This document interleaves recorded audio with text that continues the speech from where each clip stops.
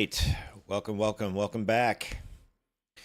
All right. So today we're going to be talking about whether you need to have a trainer or hire a trainer to lose weight.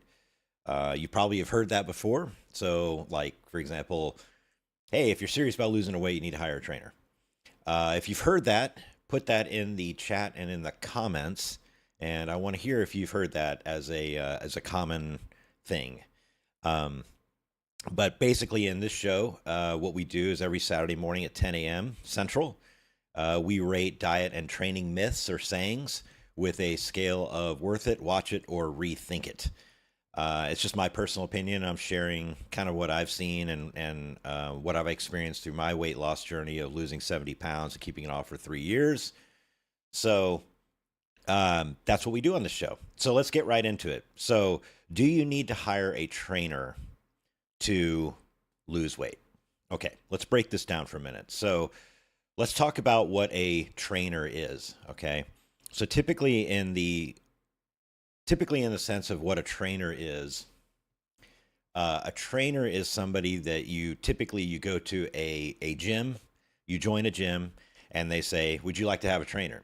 And you say yes or no, and they usually have somebody there on staff that you can hire to train you. And that trainer is typically looking at your physical fitness, any limitations you have, talk about your goals, that kind of thing. And then they put together a training plan and they work you through that training plan over time. Typically, they don't work with you on like a meal plan or anything like that. So that's one of the things that you kind of have to consider is a big part of it is the diet, right? So a lot of people, this is how they start out. They hire this trainer, they go through the trainer at the gym, and they get sore and it feels good because they're going to the gym, but they're not losing the weight that they expected. So that's sort of a problem, right? And it's a little bit discouraging too. So I think, and none of this is meant to be disparaging to trainers at all. I have a lot of respect for them. They work really hard. They work really long hours. It's a very sales. They have to be out there aggressive, hungry, trying to get customers or clients and build up their clientele. Then they have to kick some of that money back to the gym they work in. I mean, they work really, really hard. So I think it's important to give a shout out to all the people that are personal trainers out there because they work really, really hard. So whether you need a trainer or not, I think you really have to look at first what kind of person you are. You have to do a little bit of soul searching, right? If you're one of those people that can establish an idea and a goal and say, I'm going to do this, whether I die trying or not, and you can hold yourself accountable and you're very self-disciplined and you're very into detail oriented and all those things, then you may not need a trainer because you essentially can motivate yourself and you can plan those things out. Now, the knowledge piece may be the piece that's lacking, but there's so much information out there, which can be a double-edged sword too. You can get into analysis paralysis, and I've talked a little bit about that in my post earlier this week. If you haven't seen that, go check it out on our various different social platforms. If you look in my link tree, you can see them all. But basically, I talked about this analysis paralysis that can happen where you try to get into all these little details and minute fasting and overnight glucose management and all this stuff, and you get wrapped up in all these details and all this stuff when you really just need to get back to basics and just say, I just need to eat less than my body uses. I mean, it really comes down to that. So you really have to look at the kind of person you are. If you're one of those people that needs somebody to push them constantly, you're not very self-motivated, not very self-driven, or maybe you are, but just not in the sense of losing weight and getting fit and improving your health, then a personal trainer is very good because that person can hold you accountable. Now, I will say some personal trainers, they have a lot of clients, so they can't, focus a lot on you specifically. Typically you get your hour or a half hour or whatever when you go into the gym, and then after that, they're really not touching base. So that's something you have to consider as well. So these are all just kind of things you have to think about, what kind of person you are, and be honest with yourself about like, hey, am I going to be able to show up to the gym and work out and et cetera. But really, it's about like what problem you're trying to solve, right? Are you needing somebody to hold you accountable? Are you needing someone? Oh, my light just fell. My light, it just went like, whoosh. So my lighting probably changed, but that's okay. If it gets darker, then it's probably a good thing. Um, but are you trying to find somebody to hold you accountable, or do you need somebody that needs like more of an advisor just to kind of guide you along the way, and you're going to do the work and you can hold yourself accountable? Or is it somebody that you need somebody right there to kind of help you through things, like the exercises and things like that? That's all the things that you kind of need to consider there. But really, it's a problem of scope, right? And I alluded to this at the beginning, but just to kind of go back to it, a trainer is going to help you at the gym. Okay, when you go to the gym, they're going to help you through stretching and cardio, maybe a little bit of strength training, and they're going to push you in the gym. But when you leave, they're gone, right? And they may give you a plan, but they're not there like sitting on your shoulder saying, oh, I wouldn't eat that, like they're not there to do that, right? So there's a little bit of a scope problem when it comes to having a trainer at the gym. I think it's great if you need somebody to push you at the gym and help you through workouts and stuff, but they're not going to be able to help you with going home and going into the kitchen and opening the pantry and seeing the Fruity Pebbles or Cocoa Pebbles or pick your poison, right? Cheetos, whatever it is. I'm a Cheeto fan. I haven't had them in a while, but I do love them. They're not going to be there to tell you, slap your hand and say, nope, don't eat that. Go eat some lettuce or whatever, right? So it might be one of those things to where you're like, well, the exercise piece, I think I can kind of figure out. I can just get on the treadmill and walk for a while, but it's really the diet I need help with, or it's somebody to hold me accountable and be looking at what I'm doing and etc. So you really have to think about it. But really the first, what I'll say about losing weight is that the first 3 to 6 months of weight loss, honestly, can be done primarily with diet. That's usually what I find. I'm not saying that you don't need like heart conditioning and things like that, but what I am saying is that a lot of people, this is where they go wrong. They go in the gym, they do their cardio, and then they go home and they eat way beyond the cardio that they did, and then they're not losing weight. They get frustrated and then they quit, right? In the first 3 to 6 months, it's really about your diet, looking at what you're eating, accounting for how much you're eating, and then watching the scale and trying to figure out, okay, am I eating too much or too little? Is the scale going up? Is it staying the same, or is it going down? Okay, and averaged over a week or two. So really, it's really about the diet in the first 3 to 6 months, and typically a trainer at the gym is not going to be able to help you with that. There are some that are registered dietitians, or they have certifications in making diet plans, and there's state laws that require that, and so they can help you with that.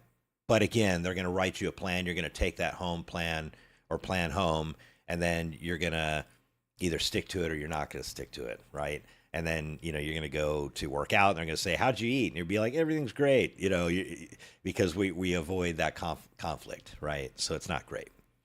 So, what's my verdict on this one? I think it's definitely a watch it.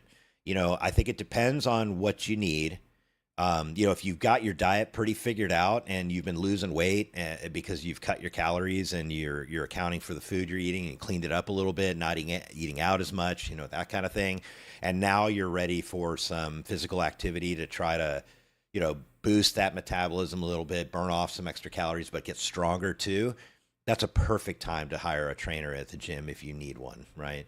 But you can also find a friend, to go to the gym with who's a gym rat, if you will, or a frequenter of the gym, and they can show you around and show you some things, and that's fine too. You don't have, because trainers are expensive. They are. They earn every penny of it, but they are expensive. And in this economy, I know we're all trying to find ways to trim up our budget a little bit. So really, I think it's a watch it for me. Not because I don't value what trainers do, but I think it's situational. And it goes back to what I've been saying time and time again. You have to pick the right plan for you, right? Just because something worked for somebody else doesn't mean it's going to work for you. So, the one thing I would say too is, so let's transition into what to look for in a trainer. Definitely somebody who, any kind of certifications is helpful. Typically, if they're a trainer at a gym, they have to be certified. They have to be a certified personal trainer or CPT. So that's good. That can come from various organizations like NASM. ACE is another one. So, check out their credentials. Ask them what kind of clients they typically train. If you're like me, you're in your late 40s or early 50s, and you have a trainer that has all 20-year-olds, and they go in there and they just murder those people, like in the gym, like with drop sets and intensifiers and squats and crazy stuff, that might not be the right trainer for you, right?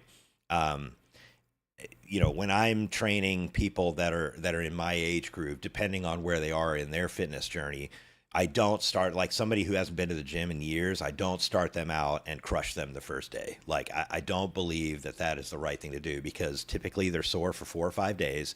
It's miserable, and that's a terrible first experience for them.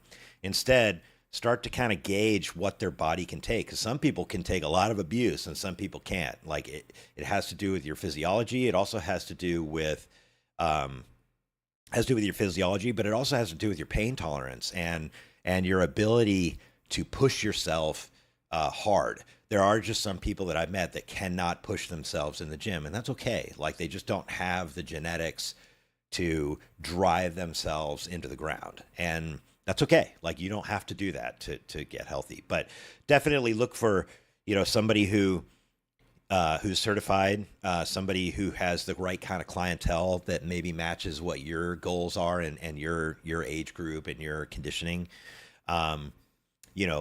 Ask them if they can help you with your diet or not. If you need help with your diet and they can't help you, probably not the right person for you. So just kind of feel that out.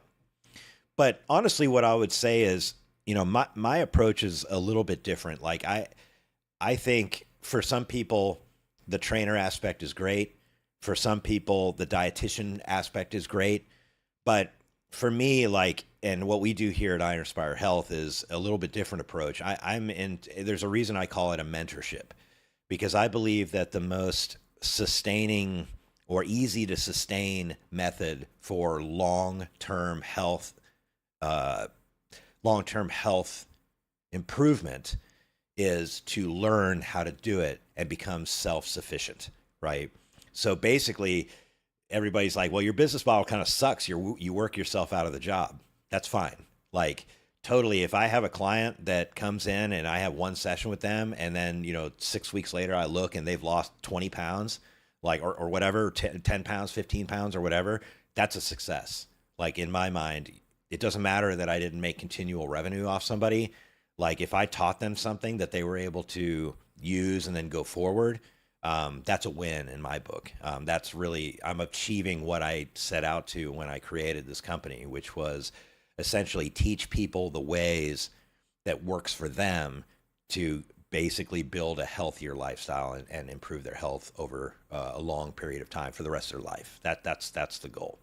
And that's why I call this a mentorship. And so if that's something you're interested in, check out the links in my bio and in the description, etc. You can book a 20-minute free session with me or a 60-minute paid session, whichever you prefer. No gimmicks, no crash dieting or anything like that. It's basically, I teach you the ways that have worked for me and worked for others to get healthier and to lose weight. So enough of the commercial. That's kind of where I'm at with trainers. But any questions that you have, make sure you put them in the comments. I'm happy to kind of talk about those. Also, if you have an idea for a future episode, please put those in there too. I come up with these, but because they're things that I hear, but I'm way more interested in answering the questions that you might have. So let me take a look at the chat, because I've been ranting for a bit here. Hate squats. Yeah, so squatting definitely is one of those.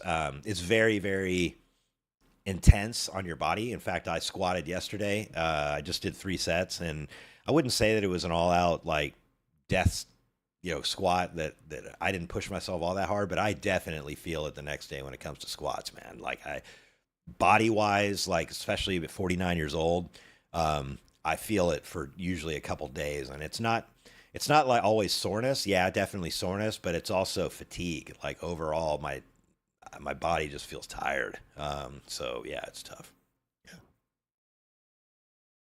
Yeah. So Billy, I'll share that story. I think that's pretty good. I hope you don't mind, but yeah, I think you were telling me when we were training together that you had a trainer that really pushed you that first day into where you couldn't move for days, and then that continued to happen over and over again, and that's just not sustainable to me.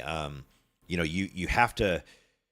I've made some other videos about this, but you have to start out with something sustainable, and that's why I always just tell people like to start out with walk 10 minutes after breakfast and account for what you eat for a week and measure your weight. Like that's it. That's how you get started, and then you start there, and then after that, add a 10-minute walk after lunch, and maybe cut, two or three things out of the meals that you typically eat. So, for example, I'll use my example real quick. So for lunch, usually I have a lower carb type meal because it's a little bit further away from training and I had carbs in the morning. So I try to kind of give my body a little bit of extra time to process those carbs from the morning because they're typically slower. They're like oats. So I typically will do a lower carb, but sometimes I'll do like sourdough. But if I'm trying to cut things out of my diet, I'll cut the sourdough out, and that's 120 calories right there, typically that I cut out. Oh, how tall am I? I am 5'8", 5'8". If you're not in the U.S. and you use centimeters, let me see what that is. Sorry, I'm not smart when it comes to. Let's see. Inches to centimeters. Let's see what that is. Okay. So I am 68 inches. I'm 172 centimeters. Yeah. So that's how tall I am. Not very tall. Yeah, not very tall. Which it was funny. I was working out. We do leg days in the gym that I go to on Friday evenings, and there's a guy there, and there was a comment about his legs, not being as big, and I'm like, well, the guy's like 4-5 inches taller than I am, and his legs are really long. I have like dumb little short legs, so for my legs, it's a little bit easier, if you will, to make them look bigger because I have shorter legs. So, I have a little bit of a genetic advantage there. But sorry, I got derailed. So yeah, like I said, I don't believe in crushing people like the first day. I do believe that there are times, especially on like leg days and stuff, you have to push yourself to places you don't want to go. And it depends on your goals, of course. But if you're trying to put on muscle mass for your legs, I'm definitely in the John Meadows camp. You have to train really hard. You have to train your legs really, really hard. Your legs are very used to abuse. I mean, we're walking around all day, it's supporting us, especially me being overweight. Like I was walking around and they were, support 230 pounds. You have to really punish your legs when you work out to get them to grow. Yeah. But if you're just looking for strength, you don't have to do that. You don't have to do excruciating, rest pause sets and stuff like that. Yeah.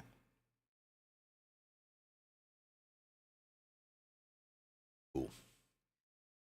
Cheetos. Yeah. Yeah. Cheetos are good. And like I said, you can have Cheetos. Like I made that donut video. Straight up, I still eat donuts. It's not very often, but and definitely not when I'm cutting down weight. When I'm really trying to lose weight and get super thin, that's not in the mix. But you can still have Cheetos and stuff. You just got to account for it. If you have Cheetos for lunch, that probably means that you probably shouldn't have ice cream or something a little bit later. You gotta make those sacrifices. It's okay to indulge a little bit, but there are trade-offs you have to make for sure. Cool. Now let's see what else we got.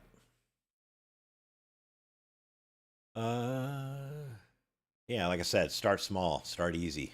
Start with small, sustainable steps. I think I made a video about this in the Day in the Life series that I do. Is like a lot of people, and I did this too. I got on the treadmill and I, did a 5%. At the time, it was hard because I was really out of shape, but I do like a 5% incline for 10 minutes on the treadmill at like 3 mile an hour.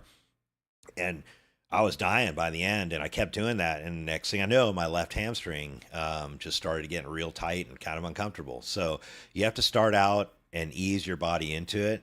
But the key is to challenge, is to up the game every week. The science dudes call it progressive overload. Basically, it's you increase either weights or reps or intensity or something every week to challenge your body a little more, because our body is very adaptable, gets used to things very easy. So walking 10 minutes after a meal may help you lose weight for the first couple weeks, but then you're going to notice like, oh, my heart rate doesn't get up as high anymore. It's because your body's adapting to that. Would you pick a life coach for motivation or a personal trainer first? I think it depends on, good question. Yeah, I think it depends on what your goals are and what your experience level is. You know, if you know like, hey man, I know how to eat right and I can do some training. I just need somebody to push me. Like somebody like a life coach or a motivation person would be helpful for something like that and help you lay out some goals and think through what those goals are and help you stay accountable to those goals. But if you need somebody that can help you kind of put together, like you just don't know how to get started and you're like, yeah, I eat a lot of crap, but like I still want to eat some fun stuff, but I don't know how to eat some fun stuff, but still like cut other things out. I don't know how to do that. So it just depends on what your goals and what your needs are, and also what kind of person you are too. Like not as in like morality, but as in like, are you a person who can push themselves, or do you need somebody to push you a little bit harder? Let's see. Cheetos, sour cream, potato chips are dangerous. Yes, and that's usually why I find that I just don't eat them, is because like once I kind of stumble down the hill, I roll down the hill, and so usually it's just better for me not to eat them at all, rather than eat one or two and then eat the whole bag. Yeah. Green beans are a good carb. They're I would call them more of a like a foliage type food, you know, like a filler, if you will. Like, so if you're one of those people that needs to feel like you're eating a lot of food, but you need to be cutting calories, green beans are good for that. I mean, they're good for health. They have a lot of micronutrients in them that are good for us. But from a carb source, probably not. You know, another vegetable that has a little more carbs is like carrots. Carrots have more carbs in them. But, you know, for training, fueling training and recovering from training, if you use carbs to do that, things that are going to be better for you for that are things like rice, potatoes. You know, some people maybe have a little bit of problem digesting those quickly. I don't have a problem. My body burns through food. Now it does. It didn't used to. But oats, rice, you know, rice cakes, cream of rice, potatoes are good, you know, that kind of thing.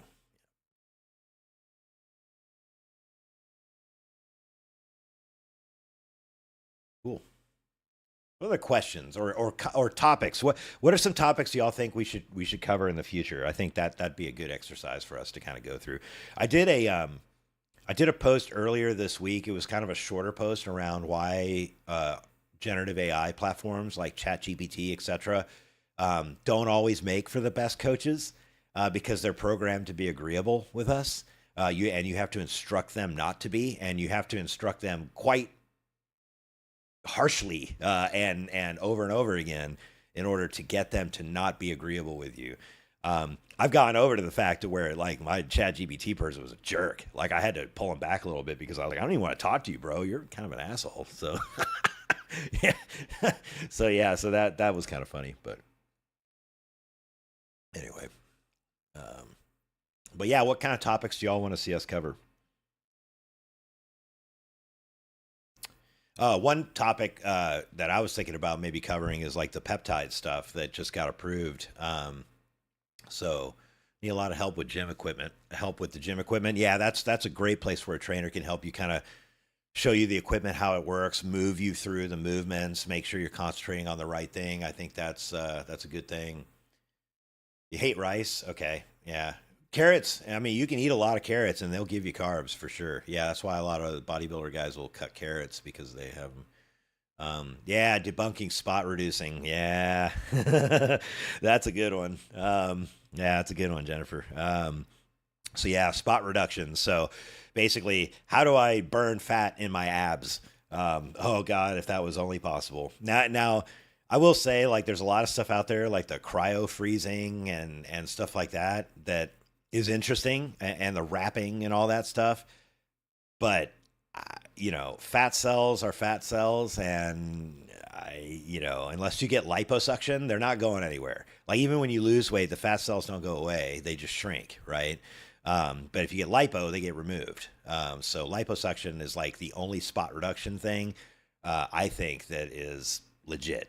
Not that I would do liposuction. I don't know. I'd have to have a very special case for myself to do liposuction. I'm not judging anybody that does it, but man, that's painful. Like you get crap bruised out of you, and it doesn't. It looks kind of weird. Like I don't know, but what supplements you actually need? That's another great one. Yeah, Jennifer's on a roll today. Yeah, so I take a lot of supplements. Probably, and it's funny with supplements. I find that like it's best practice like every 3 to 6 months to like audit your supplements and say, do I really need this? Yeah. So supplements, yeah, it's a good one. Supplements, I think, straight away, right off the cuff, like creatine, like, watch your gut. It can kind of impact that a little bit. It does cause a little bit of water retention, but creatine, most supplement out there, and then a good multivitamin. I think those two things, you really can't beat it for the money. Yeah. What actually causes plateau? Plateaus from like a weight thing or a strength thing or both or what? What do you mean by plateaus? Yeah, belly fat. Um, I hate to say it, but yeah, liposuction and caloric restriction, bringing your calories down, are the two things that will burn belly fat. Unfortunately, it doesn't come from your belly fat right away. Usually, I find us older folks, that sounds terrible, us that are up in age, belly fat is like one of the last to go. You have to get pretty lean to get rid of that. Yeah. Multivitamin, what do you recommend?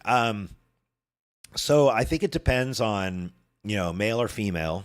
And I think it depends on your vitamin deficiency need. Like some people need methylated vitamins versus non-methylated. Like there's genes that some people have where they have problems like methylating vitamins. I don't know a lot about it, but it's super interesting.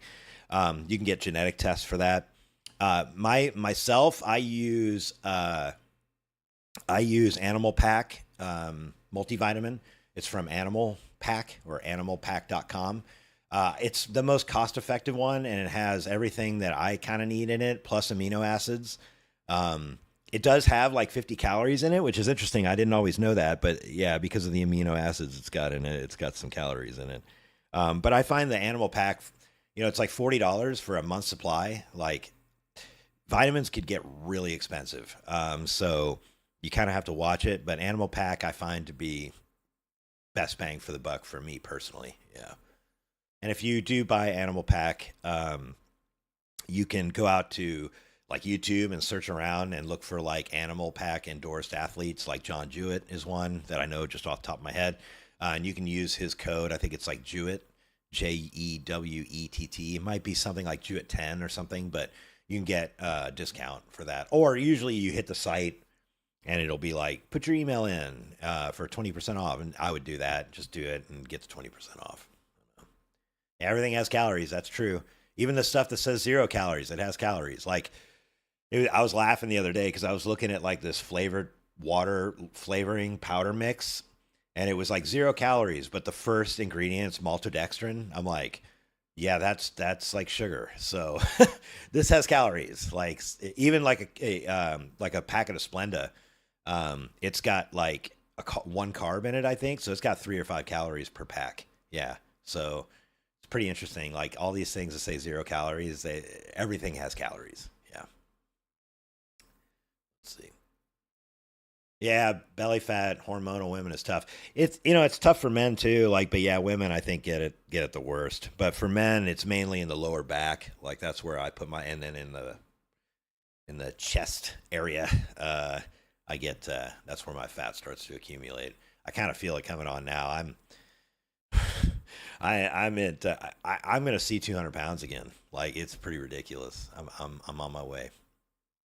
Topic idea: cortisol and its effect on weight loss and gain. Yeah, it's a good one. Yeah, yeah. Cortisol can play some serious tricks on you because high cortisol creates water retention. Water retention drives the scale up, and that's why I preach don't be scale focused. Like I made that mistake of being very scale focused in the beginning, where the scale would not go down. I was getting pissed off, so then I'd drive harder. And when I would drive harder and do more cardio, it would drive my cortisol up, so I'd gain more water. And so it's just like this vicious cycle. Yeah. So yeah, one a day, that's good. Yep. Active metabolism, that's a good one. Yep. Yeah, try to take it with fats. Like take your vitamins with fats. That's what I've kind of always done to help with absorption. So try to eat it with like some eggs or some healthy fats like avocado or something like that. Let's see. What else we got? Yeah, yeah, fish oil. I'm a big believer in fish oil. Like I increased my fish oil to 4 to 6 grams a day, and I get my good cholesterol HDL has seen some very positive improvements there. Yeah, a lot of science debating supplements. Yeah, yeah. There's always there's like the creatine plus HMB versus normal creatine. Like remember the healthcare or the supplement industry is a massive industry, billions of dollars, billions and billions of dollars. So they're gonna twist and turn studies and stuff to make it look like certain things are certain ways. You know, protein powders, they're great if you need them, but you don't have to eat them. Like you don't have to have them. Protein like bars and stuff, you don't have to have those. They're expensive. Protein chips, protein Pop Tarts. I think we talked about that in a previous episode. My son Dylan brought that up. Protein Pop Tarts, protein mac and cheese. Like, you know, with supplements, like I think I just try to find ones that the bare minimum, like the least necessary. So, like for example, I will drink like a hydration powder because I work out in a gym that has no air conditioning, so I sweat a lot. So I feel like a hydration powder is good. And plus, we're in Texas; we sweat all the time outside. It's 100 degrees. So yeah. Let's see. One cardiologist said there's no difference longevity wise between supplements or no supplement. I believe that. Yeah, I think so. I think because if your diet is on point and you're getting a lot of diversity in your diet and you're getting all the micronutrients from your diet, you're probably getting everything you need. Now there are some people that have genetic code like in their DNA that makes them deficient in stuff, or their body can't break down certain things to get the micronutrients out, and that's where supplementation might help.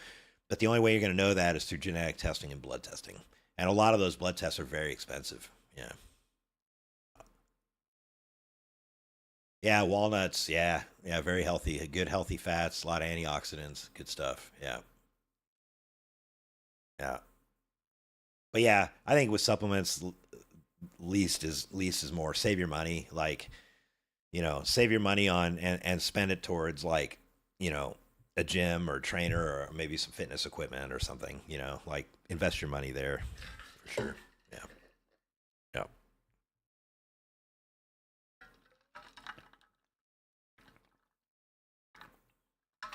yeah. Another great snack, or not a snack, but a food additive that I really like is unprocessed cocoa. Um, so, like the Hershey's cocoa that comes in the tin, that cocoa is actually very, very good for you. It has polyphenols in it and other antioxidants. And so I add that to like my yogurt and my oats. So, like in my oats in the morning, and sometimes I'll put in my yogurt at night. You do kind of have to watch that if you're sensitive to caffeine. Like that can screw with you a little bit. But I add like 5 grams in, and it's good stuff. You want to look for cocoa that is non-alkali processed. That's the key because the alkali process, they do that to take the bitterness out, but it also kills off a lot of the micronutrients. So that kind of sucks. Yeah. But yeah, coffee's great. A lot of antioxidants in it. And in fact, there's a lot of there's I think there was a study that came out recently that like up to 6 cups a day of even caffeinated is okay for people because of the antioxidants. Now, 6 cups a day, that's a lot of caffeine. So like if you've got high blood pressure or you've got or you tend to be sensitive to stimulant, like you got to watch that. But yeah, coffee is good stuff for sure. And it's a good thing because I drink a lot of that. Yeah. All right, well, we're at 35 after, so I've been going for 35 minutes. I'll probably cut it here, but appreciate everybody joining. So if you haven't already, like and subscribe. Like the video, subscribe to the channel if this is the kind of stuff you're interested in hearing about. You have a question for me, put it in the comments. But other than that, keep up the great work. If you're on your health journey, keep up the great work. I know you can do it. I'll see you in the next one. Talk to you later.